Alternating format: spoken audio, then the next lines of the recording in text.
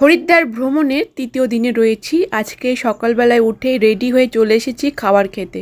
আমাদের ওপরে ছাদের ওপরে কিন্তু খাওয়ানো হচ্ছিল। আর আছে কি কি টিফিনে আছে চলো দেখিয়ে দিই। প্রথমে কিন্তু রুটি দেওয়া হলো, সাথে তরকা। আজকে এই খেয়ে বেরিয়ে পড়বো। চলো আগে খাবারটা খেয়ে নিই। তরকা রুটিটা আর রুটি বড়টা কিন্তু খেতে ভালো লাগছে না। সকালে ব্রেকফাস্ট আমাদের তরকার রুটি আর কাঁচা লঙ্কা পেঁয়াজ দেবে আমাদের। আমাকে দাও পেঁয়াজ কাঁচা লঙ্কা। হ্যাঁ হ্যাঁ এই যে কাঁচা লঙ্কা, এই যে কাকু। তো রুটি তরকার সঙ্গে আরেকটা জিনিস দিয়েছিল, সেটা হচ্ছে সিমাইটা খেতে কিন্তু দারুণ হয়েছিল। রুটি তরকাটাও খুব সুন্দর হয়েছিল। তো এই খেয়ে আমরা সকাল সকাল আজকে বেরিয়ে পড়ছি। কোথায় কোথায় যাচ্ছি এই ব্লগে থাকছে, তাই পুরোটাই দেখতে থাকো।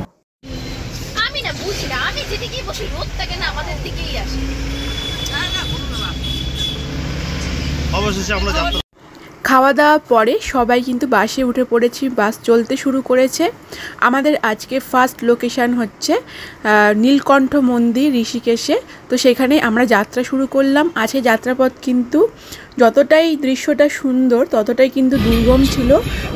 অনেক সময় আমরা জার্নিতে গিয়েছিলাম, অনেকটা সময় লেগেছিল নীলকণ্ঠ মন্দিরে উঠতে। যারা যারা গেছে তারা তো অবশ্যই জানো, যারা যারা যাওনি এখনও অবধি দেখতে থাকো পুরো ভিডিওটা, যে কতটা দুর্গম রাস্তা।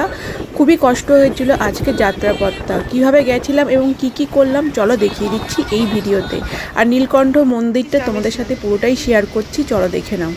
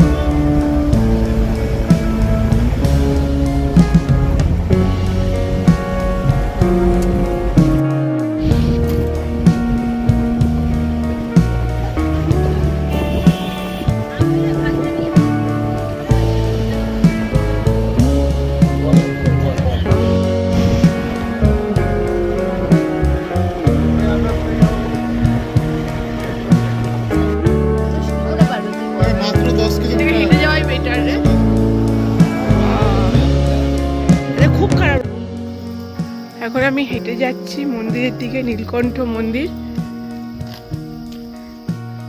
এখানে গাড়িতেও যাওয়া যায়, তো আমাদের শরীরটা এতটা খারাপ লাগছে তাই আমরা হেঁটে যাচ্ছি সবাই মিলে। আর কিছু লোক গাড়িতে গেছে। হ্যালো সবাইকে,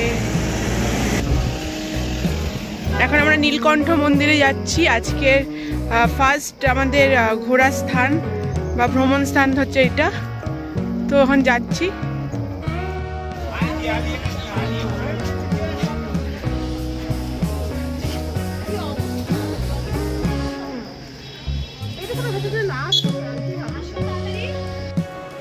এইভাবে 2 মিনিট হাঁটার পথেই চলে আসলো নীলকণ্ঠ মন্দির।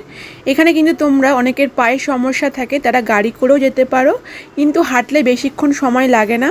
এবং কিছু দূর পরে গিয়েই কিন্তু দোকান শুরু হয়ে যাবে, তোমরা পুজোর সামগ্রী কিনে নিতে পারো। যদি কোনো খাওয়া দাওয়ার ইচ্ছা থাকে সেখানেও তোমরা খাওয়া দাওয়া করতে পারো। তো আমরা চলে যাচ্ছি নীলকণ্ঠ মন্দিরে। আশেপাশে প্রচুর দোকান, গিফটেরও দোকান আছে। তো সেখান থেকে পুজোর সামগ্রী আমরা কিনে নিই, কারণ আমরা তো জানি না এখানে কি পুজো হয় বা কেমন করে হয়। তো সেখান থেকে কিনে এই সিঁড়িতে নেমেই কিন্তু মন্দিরে যেতে হবে, তাই আমরা সিঁড়িতে নামতে শুরু করলাম। আর মন্দিরের ভেতর গিয়ে কি করলাম চলো দেখিয়ে দিচ্ছি।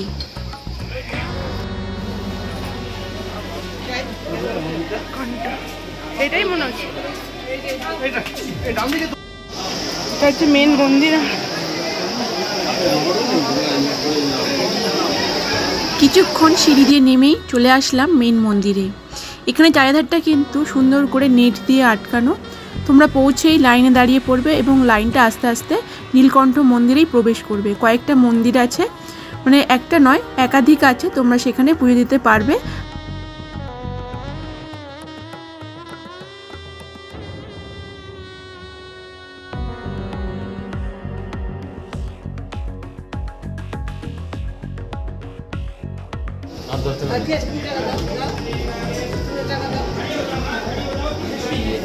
বেশ কিছুক্ষণ লাইনে দাঁড়ানোর পর মেন মন্দিরে চলে আসলাম। সেখানে কিন্তু ফটো তোলা একেবারেই বারণ, তো যেটুখানি আমি ক্যামেরা বন্দি করতে পেরেছি সেইটুখানি তোমাদের শেয়ার করছি। তো বেরিয়ে এখানে আমরা দাঁড়িয়ে পড়লাম। এখানেও কিন্তু শিবের মূর্তি রয়েছে, মানে শিবলিঙ্গ রয়েছে, সেখানে জল ঢালতে পারো। প্রচুর ভিড় রয়েছে, দেখতেই পাচ্ছ, প্রচুর মানুষ কিন্তু শিবের মাথায় জল ঢালছে। তো আমাদের মোটামুটি জল ঢালা কমপ্লিট হয়ে গেছে, আর তারাও দিচ্ছিল, কারণ অন্যান্য জায়গাগুলো ঘুরতে হবে, এখানটা অনেকটা লেট হয়ে গেছে পুজো দিতে। তো আমরা বেরিয়ে পড়লাম পরের স্টপে। কোথায় যাচ্ছি চলো দেখে নিই, কিন্তু আজকের জার্নিটা খুব একটা ভালো ছিল না। কেন ছিল না অবশ্যই দেখতে থাকো।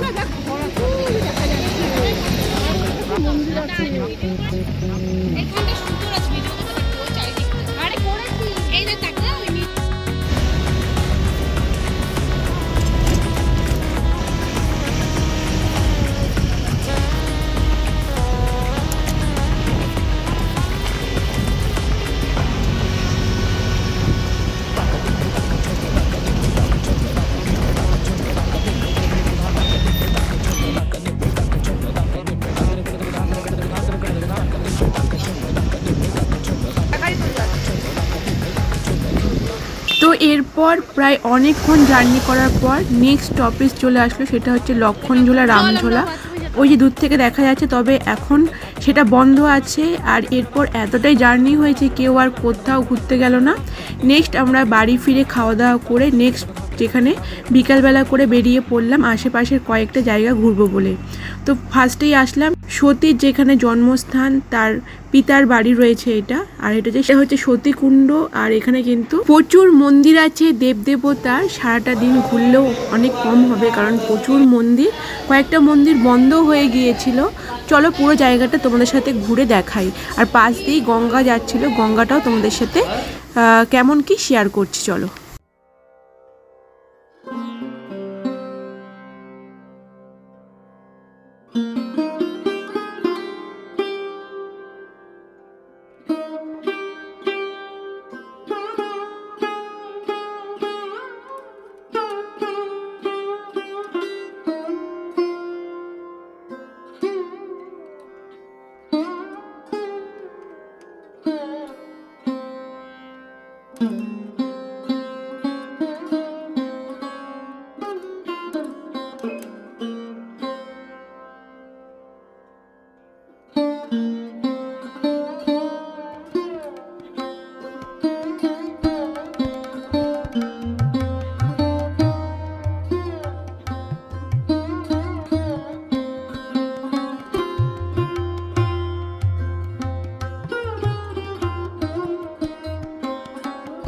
সতীর পিতার বাড়ি ঢুকতে কিন্তু এই মূর্তিটা দেখতে পারবে, যেটা প্রমাণ করে এটা সতীরই পিতার বাড়ি। তো চলো নেক্সট আমরা মন্দিরে পৌঁছে গেলাম। সেখানেও কিছু দেবদেবতার মন্দির রয়েছে। আর এই আশ্রমে গেলাম। এই আশ্রমেও কিন্তু তখন সন্ধ্যা আরতি হচ্ছিল, খুব ভালো লাগছিল জায়গাটা।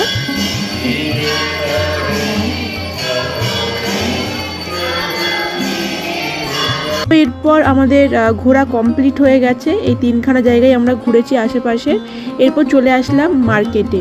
হরিদ্বারের মার্কেটে আমরা কি কি করলাম, কি কি খেলাম আর কি কি দেখলাম চলো দেখে নিই। তবে আজকে কিন্তু আমরা বাজার করব না, মানে মার্কেটিং বা শপিং যাই বলো, তো কালকের দিনে করব। কিন্তু দেখে নিচ্ছিলাম কোথায় কি কি পাওয়া যায়, কি কি ভালো লাগছে। আর একটু খাওয়া দাওয়া করতে এসেছি, কারণ সেখানে কোনো লোকাল আমরা কিছু খাইনি। তো কিছু কয়েকটা জিনিস খেয়েছি। কি কি খেলাম চলো তোমাদের সাথে শেয়ার করি।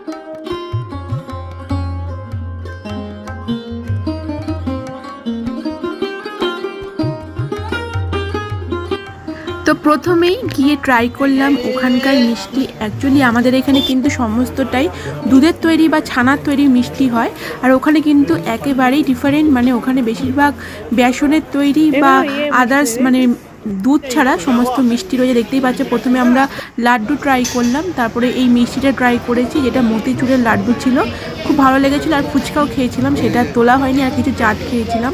তো রাত্রে ফিরে আমাদের জন্য কিন্তু গরম গরম বিরিয়ানি রেডি হচ্ছিল। ওখানে নিরামিষই খাওয়ানো হয়, কিন্তু আমাদের যেহেতু ট্যুরিস্টের সঙ্গে গিয়েছিলাম, ওরা কিন্তু নিজেরাই বাড়িতে রান্না করছিল আর অসাধারণ খাবারের টেস্ট ছিল। বিরিয়ানিটা কিন্তু অমায়িক ছিল।